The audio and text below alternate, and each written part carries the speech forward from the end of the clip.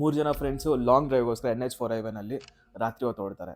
ಈ ಒಂದು ಘಟನೆ ಕೇಳಿದ ನಂತರ ನೀವು ರಾತ್ರಿ ಹೊತ್ತು ಕಾರ್ ಓಡಿಸೋದನ್ನ ನಿಲ್ಲಿಸ್ಬೋದು ಬೇಕಾರೆ. ನೈಟ್ ಔಟ್ ಎಲ್ಲ ಮುಗಿಸ್ಕೊಂಡು ವಾಪಸ್ ಬರೋ ಟೈಮಲ್ಲಿ ಅವರಲ್ಲೊಬ್ಬ ಓಡಿಸ್ತಾ ಇರ್ತಾನೆ ಗಾಡಿನ. ಇದಕ್ಕಿದ್ದಂಗೆ ಸ್ಟೇರಿಂಗ್ ವೀಲ್ ಬಂದ್ಬಿಟ್ಟು ಯಾರೋ ಫೋರ್ಸ್ಫುಲ್ ಆಗಿ ಹಿಡಿದ್ಬಿಟ್ಟು ತಿರುಗಿಸ್ದಂಗೆ ಅನ್ಸುತ್ತೆ ಅವ್ರಿಗೆ.